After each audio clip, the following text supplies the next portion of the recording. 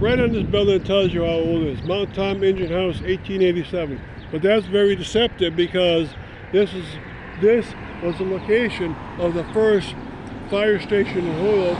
It was a wooden structure in this place from the year 1850 when Holyoke became a town. This is the location of the first ever fire station in Holyoke.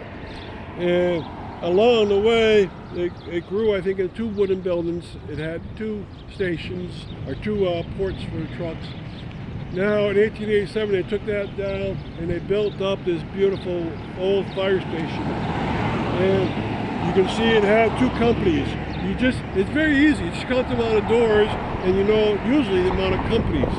And so you have a hose company and an engine company. Hose company would distribute the lines mostly, and the engine company would actually fight the fires.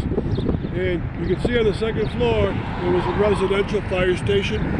When it was a wooden structure, it was not residential, so the firemen would be on jobs and would get called into a fire. This is a quicker method, of course, and it was functional up until the 1960s. Nowadays, it's a home for a person. Now, if you look behind it on the top roof, you see the hose tower.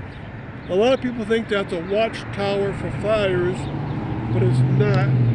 It could be used for that, but mostly it's used that you haul the hoses up to the top and you let them drain out, because if you leave water inside of a hose, it will ruin the rubber. And so you want to get as much water out of there as possible. And that's why when you go around Holyoke, you see these old stations, you see a hose tower next to each one of those. And this one was very conveniently put as a big place right behind the Richardsonian train station. Why? Well, in 1885, the train station was finished. 1887, they decided, well, we need a bigger engine station here. What? Because a train could catch on fire. So you made a very big engine house in Holyoke.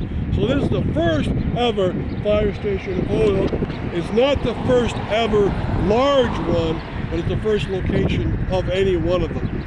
Now, attached to it is another very important building.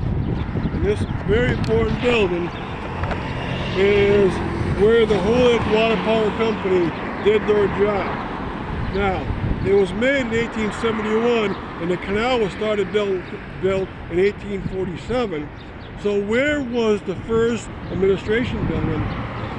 Well, it would be back on Lyman Street, and no one knows exactly, but across the street from the Hadley worker homes, there's modern homes, and we think one of those is where the administration was. Now, if you look very carefully in this one, look at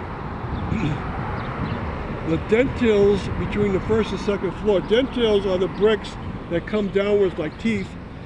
And if you look very carefully at them, look at the top portion below the window sills of the 2nd floor windows, and you'll notice that the brick is different. And you're not going to believe this, but in 1871, this was a 1-floor building with the same roof it has now. So it did not have a 2nd floor. It had that roof, it had that 1st floor, and that was it. And in 1871, it was big enough to administer the whole water power company.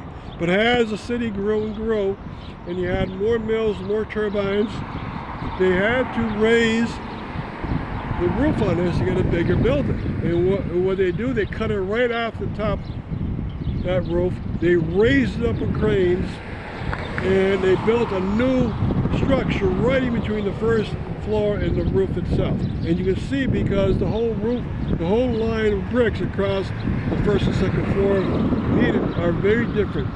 That's incredible. But in this building, you ran the canal, you ran the dam, you ran all the many turbines, you helped the mills administer the amount of water they were getting. So this is an exceptionally important building, and I'm glad it still stands in place.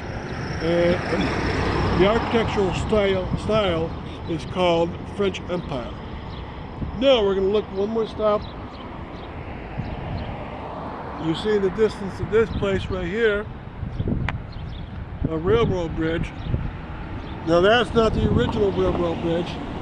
because the original would have been from 1845 when the Connecticut River line came into place, and it would have had a bridge over the canal and over the street. And so it lasted for about 85 years, and this is what they got. 1927 they started, 1928 it was finished, and it blends in very, very well with the whole environment. It looks very nice over the canal, it looks very nice coming into the Richardsonian train station. So thank you for coming in to stop.